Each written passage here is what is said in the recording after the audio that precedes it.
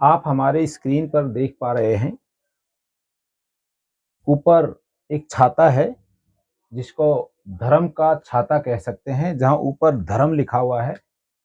उसके नीचे अनेकों अनेकों जो तथाकथित नाम हैं वो लिखे हुए हैं। वो नाम है, धर्म क्या है ये हम जानेंगे। बाकी वो धर्मों के नाम, हम ज्यादातर दुनिया में अभी ये जाना जाता है कि यहूदी एक धर्म है, बहाई एक धर्म है, बौद्ध एक धर्म है, जैन एक धर्म है, मुस्लिम एक धर्म है, ईसाई एक धर्म है, हिंदू एक धर्म है, पारसी धर्म है, मधेश धर्म है, बुड्डू, शिंतो, कन्फ्यूसीवाद, याजीडी, ओझा, सुगेंडो, एली मितेश ये धर्म है, बाबीवाद एक धर्म है, चेनोडो एक धर्म है, पेगन एक धर्म है, सिख एक धर्म है, विक्का एक धर्म है, ताओ एक धर्म है, डूंज एक धर्म है, काओ एक धर्म है, द्रुस एक धर्म है, टेनरिक्यो एक धर्म है, नास्तिक एक धर्म है। ये भिन्न भिन्न धर्म आपको सुनने को मिलेंगे, पढ़ने को मिलेंगे, देखने को मिलेंगे। भिन्न भिन्न इन धर्मों के लोग मिलेंगे और वो भिन्न भिन्न तरीके से धर्म को डिफाइन करते हुए मिलेंगे। लेकिन हमारा जो मौलिक भारत था उसमें भी एक धर्म आता था। मैंने धर्म को सबसे ऊपर जो रखा है, ये सबसे ऊपर इसीलिए रखा है कि ये जो नाम है इनमें धर्म नहीं है। धर्म सभी का एक है, इसलिए इस धर्म को ऊपर रखा है। ये नाम जो कर दिए, ये नाम ना हो तो भी धर्म होगा। जैसे मैं बोलूं हिंदू धर्म, यहूदी धर्म, बहाई धर्म, मधेश धर्म, पारसी धर्म, इनके पहले वाले नामों को मैं छोड़ देता हूं, लिखता ही नहीं हूं, तो भी धर्म है, तब भी धर्म बचा है। अब इसे ये समझना चाहिए कि आखिर धर्म है क्या। सब कहते हैं मेरा धर्म श्रेष्ठ, मेरा धर्म श्रेष्ठ। श्रेष्ठ तो धर्म है, तेरा और मेरा ये नहीं है। धर्म है वो श्रेष्ठ है। अब हिंदू श्रेष्ठ है, मुस्लिम श्रेष्ठ है, ये मैं कहूंगा कि ये कपड़े पहना दिए गए हैं धर्म को, जिससे धर्म की जो जो प्रकाश है, जो रोशनी है, वो धूमिल हो गई है। और जितने ज्यादा ये नामों में फंसते हैं उतनी ज्यादा धूमिल होती जा रही है।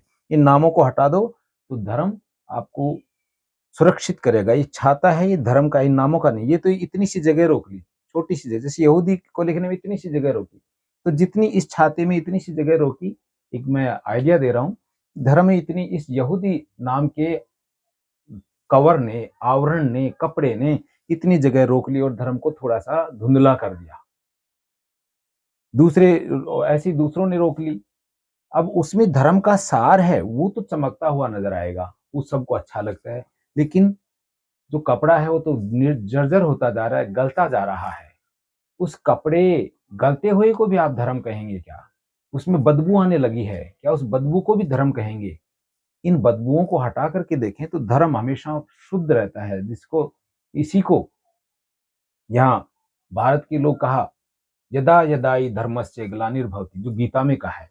अब लोग कहते हैं गीता ही में सबसे बड़ा धर्म है, तो फिर मैंने जितना पढ़ा है गीता, वो पता नहीं कितनी बार पढ़ा है। ऐसी धम्मपद, धम्मपद में पढ़ता है, ऐसा लगता है कि धम्मपद से झरझर के आ रहा है। अब धम्मपद भगवान बुद्ध ने दिया, तो कहें कि भगवान बुद्ध ने धम्म दे दिया। उन लोगों ने धम्म बताया, लेकिन खुद भगवान बुद्ध ने कहा है कि मैंने जो बताया वो एक पेड़ के पत्ते तोड़ करके कि मैंने इतना सा बताया है। धम्म का बड़ा विस्तार है, अनंत विस्तार है, उसे जानना चाहिए, संकीर्णता में नहीं आना चाहिए। भगवान बुद्ध, जिनको हम श्रेष्ठतम महापुरुषों में से एक मानते हैं, आज हिंदू बौद्ध कहते हैं कि भगवान बुद्ध हमारे हैं, हिंदू कहते हैं कि वो हिंदुओं के हैं। इस तरह से भगवान बुद्ध को, तो गीता में जो है वो भगवान बुद्ध के उसका ही लगता है कभी कभी कि कॉपी सा है, दोनों एक जैसे हैं। अब यहाँ पे लड़ने लगो धर्म के नाम पे, ये धम्मपद है वो धर्म का ग्रंथ है, गीता धर्म का ग्रंथ है, तो लड़ने लगे तो धम्म तो नहीं रहा, ना धर्म रहा, ना धम्म रहा। क्यों? क्योंकि अब ये मैल है, ये गंदगियां हैं, जो अंधेरा है उसके कारण दिखाई नहीं देता है, और हम धर्म को छोड़ करके नामों पे लड़ने लगते हैं। इसलिए आज मेरा ये उद्देश्य यही था कि आपको एक क्लू दूं, एक आइडिया दूं, जिसके द्वारा आपको धम्म के बारे में या धर्म के बारे में सोचने पर आप मजबूर हों कि इन नामों में तो अहंकार झलकता है। धम्म और धर्म, रिलीजन जिसको रिलीजन भी कहने लगे, लेकिन जो धर्म है भारत की किसी भी ग्रंथ में, गीता में भी देखें तो कहीं पे उसमें हिंदू का है कि सनातन का है कि इसका है इसका, ऐसा कुछ नहीं लिखा है। उसमें धर्म की चर्चा है, केवल धर्म शब्द, और इस धर्म शब्द में भी धर्म नहीं है। इस शब्द में, शब्द को बोले धर्म, धर्म करने से धर्म नहीं आएगा। धर्म प्रकृति का वो सत्य है, नेचुरल ट्रूथ है, जो हमें सभी दुखों से मुक्त कर देता है, जिसको भगवान बुद्ध ने बड़े ही सरल तरीके से समझा है, कैसे मुक्त करता है, उसको एक एक स्टेप को साइंटिफिकली समझाया है।